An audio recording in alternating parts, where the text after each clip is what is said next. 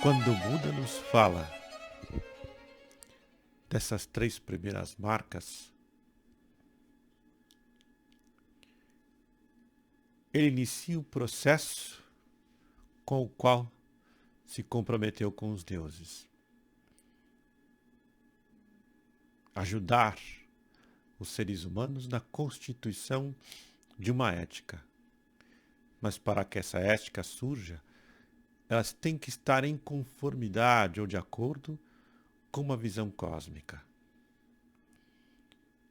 A visão cósmica de Buda principia a nos mostrar a constituição do mundo onde estamos, o Sansara.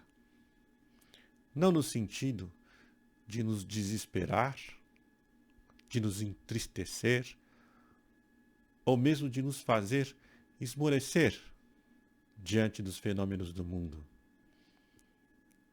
mas de nos despertar, de nos acordar para o sonho de mundo ilusório com o qual estamos agarrados. Vivemos num mundo constituído por fenômenos impermanentes e desesperadamente nos agarramos aos fenômenos, aos seres, como se fossem permanentes.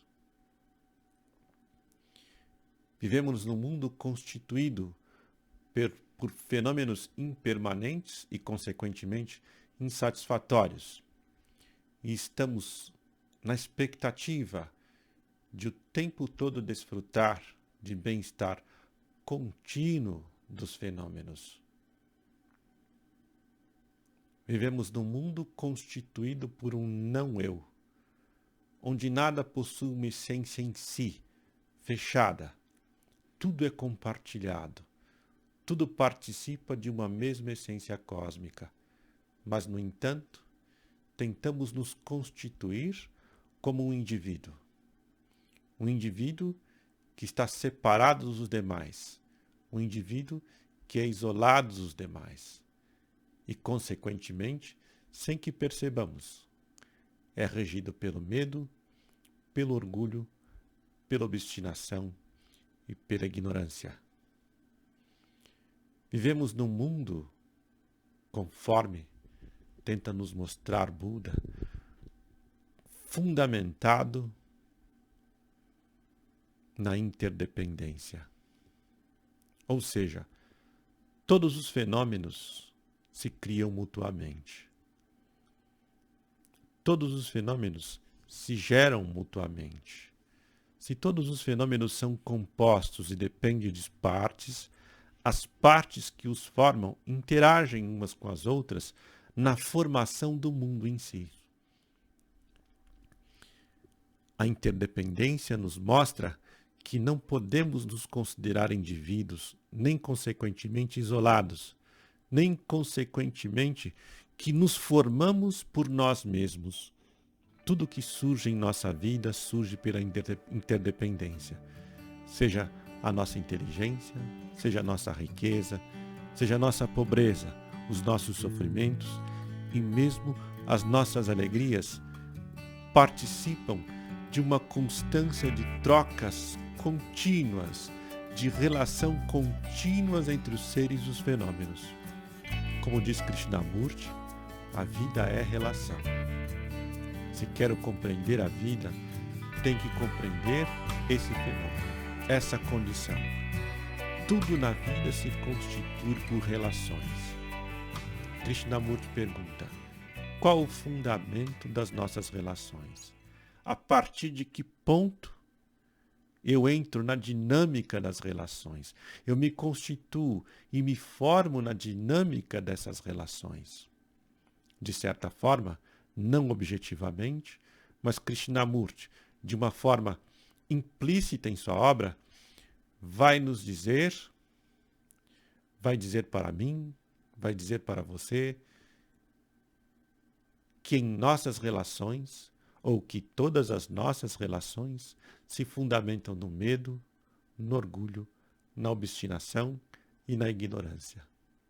Consequentemente, é o que vai nos dizer Buda, é o que vai nos dizer Krishnamurti, é o que nos dirão os estoicos, é o que disse Sócrates. precisamos mudar a base das nossas relações. Precisamos mudar a base das interações fenomênicas que nos constituem. Se eu mudar a base, se eu mudar a ética que determina a característica das relações, eu mudo o meu modo de viver nesse mundo. Eu percebo como impermanente, eu concebo como insatisfatório, eu o entendo como não eu, e eu aceito plenamente como interdependente. Essa é a reconciliação proposta por Buda. É a partir daí que ele começa a desenhar os pressupostos básicos da sua teoria, da sua contemplação cósmica. Para cada uma dessas marcas, há um exercício meditativo, há um exercício contemplativo, que tanto pode ser desenvolvido numa meditação quiescente, como pode ser desenvolvido ou estudado numa meditação contemplativa. A meditação quiescente é aquela onde nos sentamos. Começamos a desenvolver a imobilidade do corpo e a imobilidade da mente, a imobilidade dos pensamentos. Na verdade, não desenvolvemos uma imobilidade dos pensamentos. Passamos simplesmente a não nos importar com o fundo mental que se move constantemente dentro de nós. E nos focamos num único objeto. Nos focamos numa única contemplação. Como exercício inicial, podemos refletir sobre a impermanência.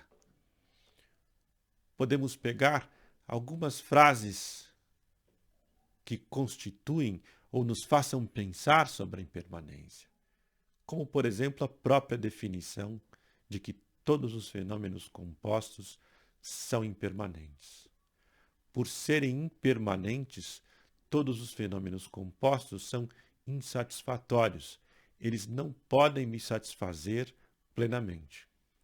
Portanto, não devo me agarrar tenazmente aos fenômenos. Não devo me apegar excessivamente a eles. Posso desfrutar de tudo nesse mundo, desde que compreenda que tudo é transitório. Veja aqui, quando começo a conceber a realidade por essa perspectiva, quando começo a aceitar a emanação do mundo e da minha vida, tendo como base as 4 marcas, eu inicio um processo de reconciliação.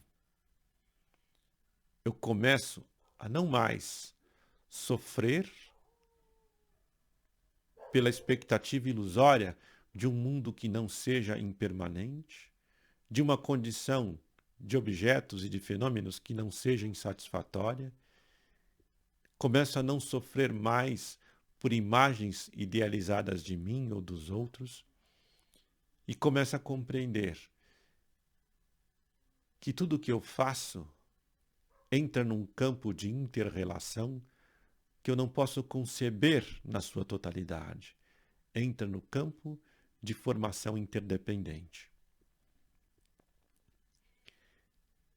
Mesmo a morte,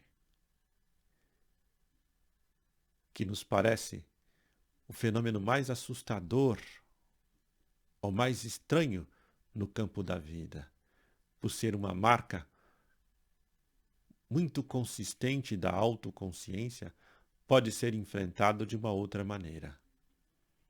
Recordo aqui Santo Agostinho, numa de suas reflexões filosóficas, quando em seu livro As Confissões fala sobre a morte de sua mãe.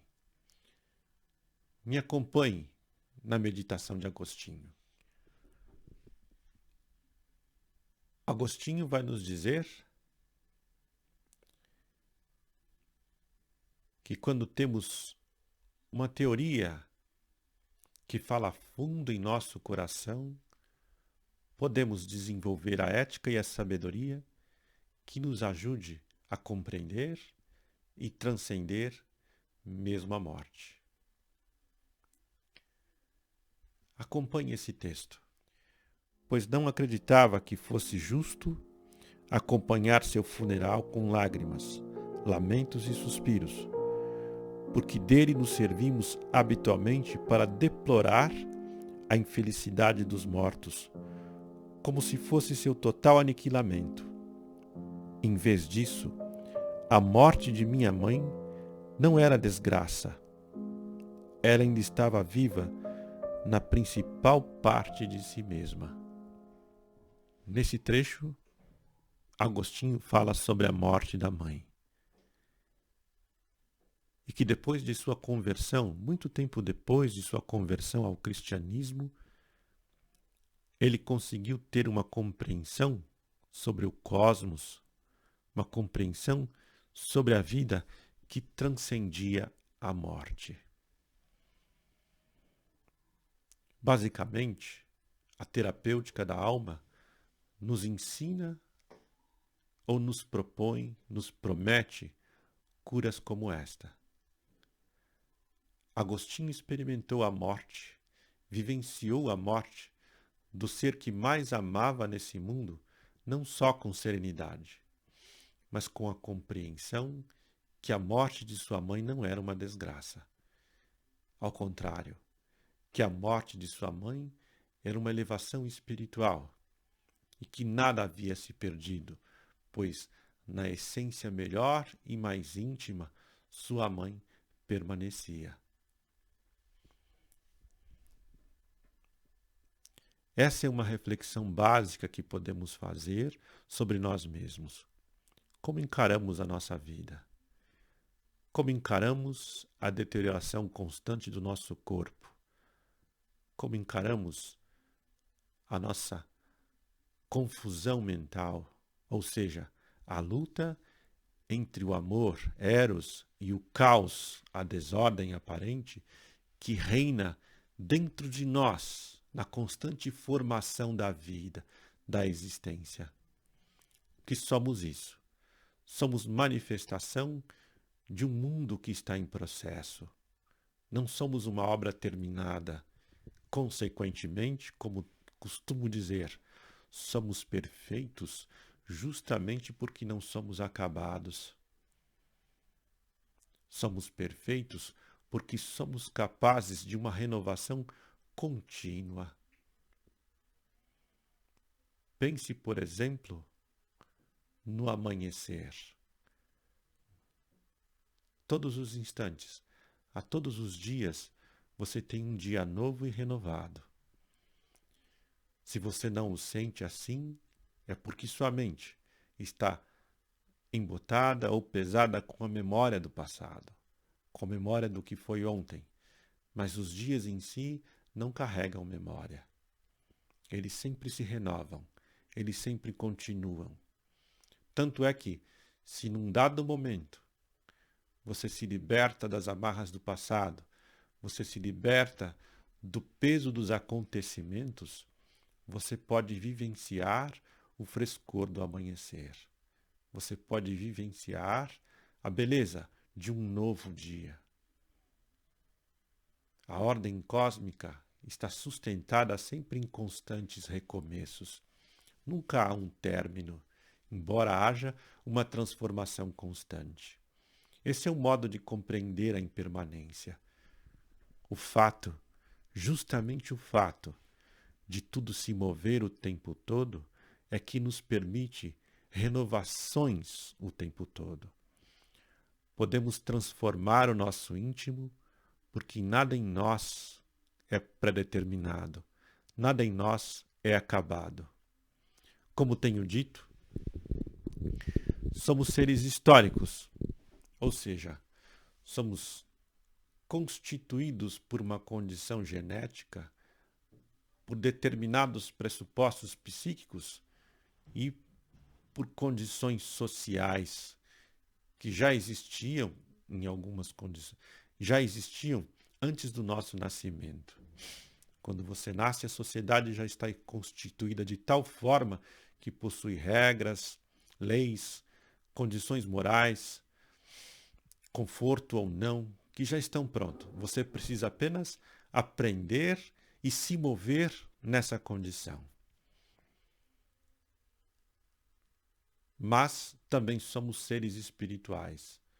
Somos seres de esperança, somos seres de amor, somos seres de engenhosidade e criatividade.